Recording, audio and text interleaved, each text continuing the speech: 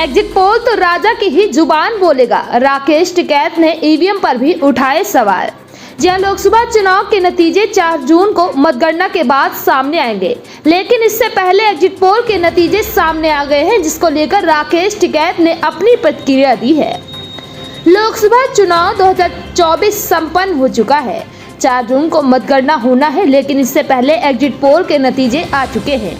नतीजों के मुताबिक देश में फिर एक बार मोदी सरकार आ रही है। एनडीए को 2019 के लोकसभा चुनाव से कहीं ज्यादा सीटें इस चुनाव में मिलती नजर आ रही हैं। एग्जिट पोल के नतीजे सामने आने के बाद राजनीतिक पार्टियों के दिग्गज नेता अपनी अपनी प्रतिक्रिया दे रहे हैं।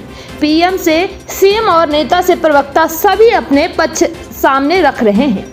कोई जीत को लेकर दावा कर रहा है तो कोई एक दूसरे पर प्रहार कर रहा है। इस बीच भाजपा प्रवक्ता राकेश टिकैत का बयान सामने आया है। आपको बता दें, भारतीय किसान यूनियन के राष्ट्रीय प्रवक्ता राकेश टिकैत ने एग्जिट पोल रुझानों को लेकर बड़ा बयान दिया है।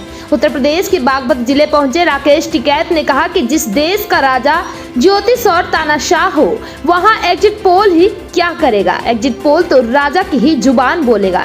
ये लोग 400 पार बोल रहे हैं, मतलब पूरी प्लानिंग तैयार है। राकेश टिकैत ने ईवीएम पर सवाल उठाते हुए कहा कि सब व्यवस्था बना ली जाती है, ईवीएम में बैटरी या सेल डालकर कर्मकांड होता है। जनता बीजेपी को वोट नहीं दे रही, फिर भी ऐसा माहौल बनाया जा रहा है कि पीएम मोदी ही जीत रहे हैं। ये हुनर और गणित कौन सा है। उन्होंने कहा कि मैंने विधानसभा चुनाव में देखा कि कैसे जीते हुए उम्मीदवारों को हराने का काम किया गया था। विधानसभा चुनाव में बीजेपी 80 से 90 सीटें जीती थी, लेकिन 255 विधायकों को जीत का सर्टिफिकेट दिया गया। वहीं आपको बता दें, वोटर के एग्जिट पोल के मुताबिक यूपी में एनडीए को 62 से 66 सीटें मिलती हुई दिखाई दे रही। वहीं इंडिया गठबंधन को 15 से 17 सीटें मिलने का अनुमान लगाया गया है। बसपा को 0 सीटें मिलती हुई दिखाई दे रही हैं। बीजेपी और उसके सहयोगी 2019 की तुलना में 3 सीटें अधिक जीते हुए नजर आ रहे हैं। अगर देश की बात करें तो एनडीए को 365 सीटें मिलने का अनुमान है। वहीं इंडिया गठबंधन को सिर्फ 146 सीटें मिलती हुई दिखाई दे रही, अन्य को 32 सीटें मिलने का अनुमान है। अब आइए सुनते हैं वह पूरा बयान राकेश टिकैत का। तो साहब, एग्जिट पोल आ गए, तमाम जो है एनडीए के बारे में बताया जा रहा है, 350 पार 400 के नजदीक। राकेश टिकैत साहब क्या मानते? देखो, हमने तो पहले कहा था, जिस देश का राजा ज्योतिषी और तानाशाह होगा तो एग्जिट पोल वाले क्या कर लेंगे? वो भी तो वही कहेंगे कि राजा की जबान जो उन्हें कह दिया उसकी कौन काटने वाला है भाई। जब पहले ये 400 से पार कह रहे तो इसका मतलब प्लानिंग पहले से तैयार होगी।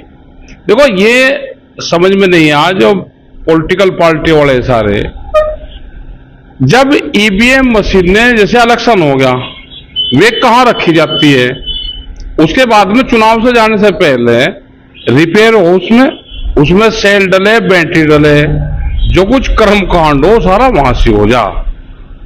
कौन सी मशीन कहाँ जानी वो सब लिखत पढ़त में सब जा।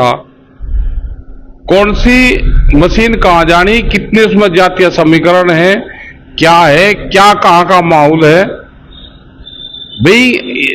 जब हमारा मोबाइल हमारे से बगल कोई कंपनी वाला भी नहीं खोल सकता, तो ईवीएम मशीन को कोई देख सके?